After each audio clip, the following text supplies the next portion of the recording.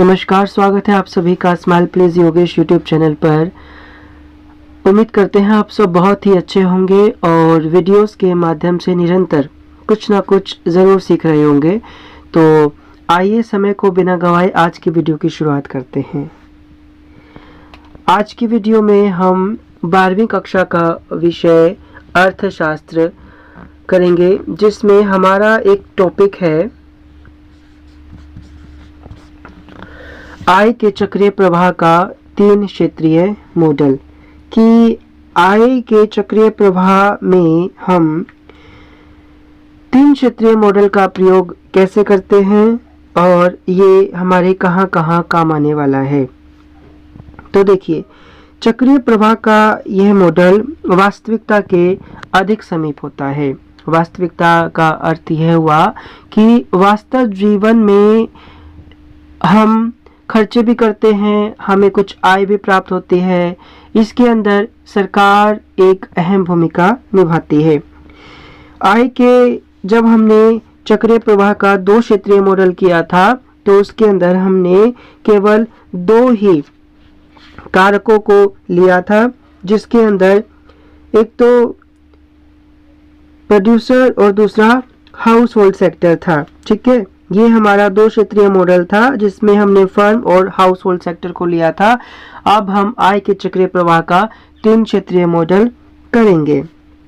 तो क्योंकि इसके अंदर सरकार भी शामिल है, इसीलिए ये हमारा आय का 3 क्षेत्रीय मॉडल बन जाता है।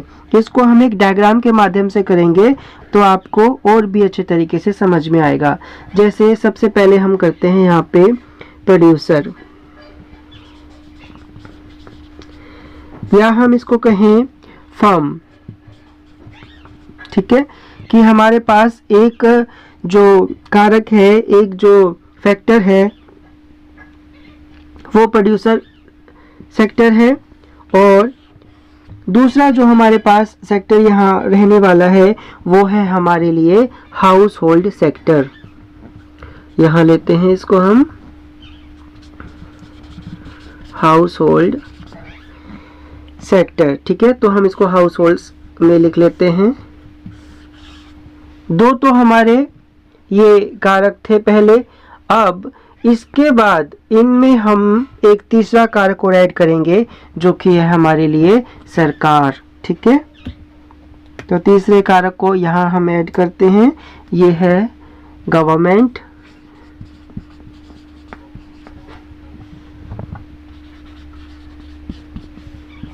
ये तीसरा कारक हो गया। अब आय के चक्रीय प्रवाह का 3 क्षेत्रीय मॉडल केवल इतना ही नहीं बनेगा, इसमें जो फ्लो होगा वो मौद्रिक रूप में हम यहाँ पे फ्लो दिखाएंगे। वास्तविक फ्लो अभी हम इसमें नहीं दिखाएंगे। तो जो भी फ्लो होगा वो हम इसमें मॉनेटरी फॉर्म में दिखाने वाले हैं। तो शुरुआत कर लेते हैं। अच्छा, इन तीनों के बीच में जो मुद्रा का लेन देन होगा, प्रवाह होगा, वो एक क्षेत्र के माध्यम से होगा, जिसको हम मनी मार्केट या फाइनेंशियल सिस्टम कहते हैं। ठीक है, क्या कहेंगे इसको हम यहाँ लिख देते हैं मनी मार्केट, शॉर्ट में लिख रहा हूं मैं, मनी मार्केट या फाइनेंशियल सिस्टम। ठीक है, अच्छा, ये मनी मार्केट या फाइनेंशियल सिस्टम कोई आप ये मत समझिए ये चौथा कारक है। ये 3 ही क्षेत्रीय है। पहला क्षेत्र हमारा रहेगा प्रोड्यूसर, दूसरा रहेगा हमारे लिए हाउस होल्ड, तीसरा रहेगा हमारे लिए गवर्नमेंट। अब इन सब के बीच में जो वित्त का काम करेगा, जो फाइनेंस का काम करेगा, वो मनी मार्केट यानी कि बैंक काम करेगा।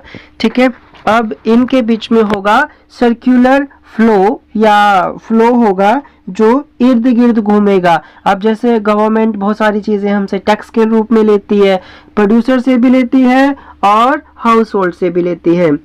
गवर्नमेंट ना केवल टैक्स लेती है बल्कि हमें कुछ रियायतें भी देती है।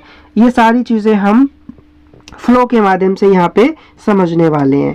ठीक है, तो सबसे पहले हम स्टार्ट करते हैं गवर्नमेंट प्रोड्यूसर सेक्टर से क्या चीज़ें लेती है। तो देखिए, गवर्नमेंट जो है टैक्सेस लेती है प्रोड्यूसर या फर्म सेक्टर से। एक लाइन ड्रॉ करके ऐसे आपने दिखाना है कि प्रोड्यूसर सेक्टर से, ये जो एरो का निशान है ये बता रहा है कि प्रोड्यूसर सेक्टर से चीज इस तरफ गई है, ठीक है। एरो का सिंबल बताएगा चीज इस तरफ जा रही है। तो यहाँ पे क्या हम लिखेंगे, टैक्सेस। टैक्स देते हैं ना प्रोड्यूसर या फर्में गवर्नमेंट को, जो भी चीजें उत्पादित होती हैं उन पे टैक्स लगता है, प्रोडक्शन टैक्स, सेल्स टैक्स, है ना। बहुत सारी टैक्सेस लेती है गवर्नमेंट हमसे, डायरेक्टली रूप से, डायरेक्टली रूप से हमसे इनकम टैक्स लेती है, इनडायरेक्टली रूप से हमसे जीएसटी लेती है। तो ये टैक्सेस प्रोड्यूसर या फर्म सेक्टर पे करता है किसको, गवर्नमेंट सेक्टर को, राइट। साथ ही हम कर लेते हैं टैक्सेस के फॉर्म में जो हाउस होल्ड सेक्टर है वो भी टैक्स पे करते हैं, जैसे कि इनकम टैक्स देते हैं, रेजिडेंशियल टैक्स देते हैं, ठीक है। तो हाउस होल्ड सेक्टर से भी गवर्नमेंट को क्या गया, यहाँ पे टैक्सेस गए। इतना आ रहा है समझ। इसके बाद हम देखते हैं कि गवर्नमेंट सेक्टर प्रोवाइड क्या करवाती है। तो सबसे पहले हम देखेंगे गवर्नमेंट सेक्टर प्रोड्यूसर सेक्टर को क्या चीजें प्रोवाइड करवा रही है। तो देखिए गवर्नमेंट सेक्टर जो है ये एक्सपेंडिचर करती है गुड्स और सर्विसेज पर, ठीक है। तो सर्कुलर फ्लो होगा कहाँ पर, गवर्नमेंट सेक्टर से स्टार्ट होगा और कहाँ जाएगा, प्रोड्यूसर सेक्टर की तरफ जाएगा। एरो का निशान अब प्रोड्यूसर सेक्टर पर है, चला है गवर्नमेंट सेक्टर से। ये है हमारे लिए expenditure on goods and services. यहां लिख देते हैं expenditure on goods and services, right. दूसरा गवर्नमेंट सेक्टर, देखो टैक्सेस गवर्नमेंट सेक्टर ने ले लिए, प्रोड्यूसर सेक्टर से गए टैक्सेस गवर्नमेंट सेक्टर को। एक्सपेंडिचर गवर्नमेंट सेक्टर ने किया प्रोड्यूसर सेक्टर के लिए, गुड्स एंड सर्विसेज पर खर्चा किया। साथ में गवर्नमेंट कुछ रियायतें यानी कि कुछ आर्थिक सहायता प्रोवाइड करवाती है प्रोड्यूसर सेक्टर को, जिसको हम सब्सिडीज के नाम से जानते हैं, सब्सिडीज, ठीक है। आर्थिक सहायता देती है सरकार प्रोड्यूसर या फर्म सेक्टर को, इसको हम सब्सिडी के नाम से जानते हैं। यहाँ तक हो गया। इसके बाद हम देखते हैं कि गवर्नमेंट सेक्टर, अब ये वाला सेक्शन हमारा कंप्लीट हो चुका है। प्रोड्यूसर या फर्म दोनों सेम है, प्रोड्यूसर भी सेम है और फर्म दोनों एक ही है, इसलिए हमने स्लैश लगा दिया।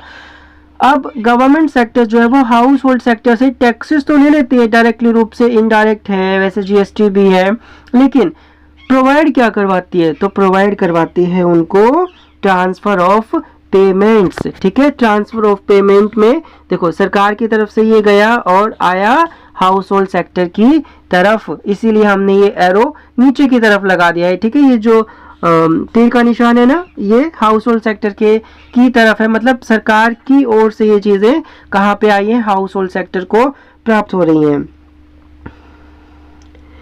तो ये होते हैं ट्रांसफर पेमेंट्स, ट्रांसफर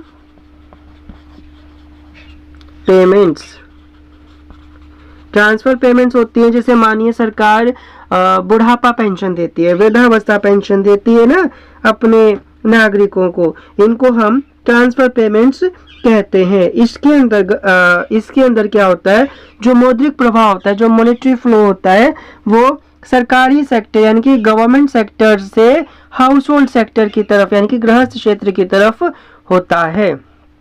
डन यहाँ तक। इसके बाद आता है अपने पास कि house hold sector producer sector को क्या प्रोवाइड करवाता है। तो देखो हाउस होल्ड सेक्टर जो है वो कंजप्शन पे खर्चा करता है, इसीलिए हम इसको नीचे की तरफ से शुरू करेंगे, ठीक है। हाउस होल्ड सेक्टर जो है वो खर्चा करता है किस पे, अपने कंजप्शन पर, house hold consumption expenditure, house hold consumption expenditure. Right, कि जो गृहस्थ क्षेत्र है उसने खर्चा किया, प्रोड्यूसर फर्म को मनी फ्लो गया यहाँ पे, ठीक है। तो हाउस होल्ड ने क्या किया, कंजप्शन किया, खर्चा किया, ठीक है, उपभोग पे खर्चा किया। इसके बाद हम देखते हैं कि जो हमारा प्रोड्यूसर सेक्टर है वो भी, क्योंकि प्रोड्यूसर सेक्टर के पास सारी चीजें उपलब्ध नहीं होती, इसीलिए वो हाउस होल्ड सेक्टर को क्या करता है, फैक्टर ऑफ पेमेंट देता है, क्योंकि वो उससे पहले बदले में बहुत सारी चीजें ले चुका होता है, ठीक है। इसीलिए हाउस होल्ड से ये कहाँ पे गया, प्रोड्यूसर सेक्टर से ये गया अपना हाउस होल्ड सेक्टर की तरफ। इसको हम कहेंगे factor of payments, factor of payments, ठीक है। जो फैक्टर थे, जो कारक थे ना, उनकी पेमेंट भी तो करनी है। आपने लैंड ली होगी, भूमि ली है तो भूमि का किराया, भूमि का लगान, ठीक है। आपने मशीन ली है, कोई कैपिटल ली है तो उस पे इंटरेस्ट पे करना पड़ेगा, ठीक है। किसी से उधार लिया है तो उसका ब्याज देना पड़ेगा। तो बहुत सारी चीजें factor of payments producer sector will be provide to household sector. इतना हो गया, ये अपना 3 क्षेत्रीय मॉडल है। साथ ही साथ इसके अंदर अब देखो हम क्या करते हैं, सेविंग भी तो करते हैं। मनी मार्केट है ना ये जो फाइनेंशियल सिस्टम, इसमें हम साथ साथ सेविंग भी करते हैं। तो इसके लिए हम क्या करेंगे, अब देखो सबसे पहले हम लेते हैं प्रोड्यूसर सेक्टर से। प्रोड्यूसर सेक्टर सेविंग करता है, कहाँ पे करता है, मनी मार्केट में करता है सेविंग, और उधार भी लेता है, यानी कि बोरोइंग करता है, BORROWING, बोरोइंग भी करता है, राइट। हाउस होल्ड सेक्टर भी मनी मार्केट यानी कि बैंक्स हो गया, कोई फाइनेंशियल सिस्टम हो गया, वहां पे सेविंग करता है ना। तो हाउस होल्ड सेक्टर से यहाँ पे मनी मार्केट में आ रहा है सेविंग, पैसा आ रहा है। लेकिन कभी कभी हम उधार भी तो लेते हैं बैंकों से, ऋण लेते हैं बैंकों से, ठीक है, अलग अलग प्रकार के लोन लेते हैं। तो फाइनेंशियल सिस्टम से हाउस होल्ड की तरफ जाते हैं उधार, बोरोइंग्स। ठीक वैसे प्रोड्यूसर सेक्टर और हाउस होल्ड सेक्टर के अलावा सरकारी क्षेत्र भी मनी मार्केट या फाइनेंशियल सिस्टम से उधार भी लेता है और सेविंग भी करता है, ठीक है। तो सरकार की तरफ से आ रही है यहाँ पे सेविंग्स, सरकार भी बचत करती है और उधार भी लेती है, बोरोइंग, राइट। ये हमारा बन गया आय का 3 क्षेत्रीय मॉडल। पूरा चित्र बनाने के बाद आपको इसको एक डायलॉग बॉक्स में कवर करना है और अच्छे से इस चित्र को समझ लेना है। ऐसे चित्र या ऐसे प्रश्न 12वीं कक्षा में बोर्ड की क्लासेस में ज़रूर आते हैं, ठीक है। तो मैं उम्मीद करता हूँ आपने बड़े अच्छे तरीके से ये समझा होगा। बार बार आप इसको समझिए ताकि ये आपका एकदम पक्का हो जाए। अगर आय के चक्रीय प्रवाह का 3 क्षेत्रीय मॉडल एग्जाम में आता है, बोर्ड एग्जाम में आता है, तो आप पूरे के पूरे नंबर प्राप्त कर पाएं। इसी उम्मीद के साथ आपसे विदा लेते हैं। कल फिर मिलेंगे किसी नए वीडियो के साथ। तब तक आप बने रहिए स्माइल प्लीज योगेश के साथ। और यदि चैनल पर आप नए हैं तो जल्दी से चैनल को सब्सक्राइब कर लीजिए ताकि हर नई वीडियो आप पर सबसे पहले आ जाए, ठीक है। साथ ही नोटिफिकेशन बेल को भी दबा दीजिए और वीडियो को ज़्यादा से ज़्यादा शेयर किया कीजिए। और यदि आपके कोई डाउट हो तो कमेंट बॉक्स में आप लिख सकते हैं। अब मिलेंगे अगली नई वीडियो में, तब तक सीखते रहिए।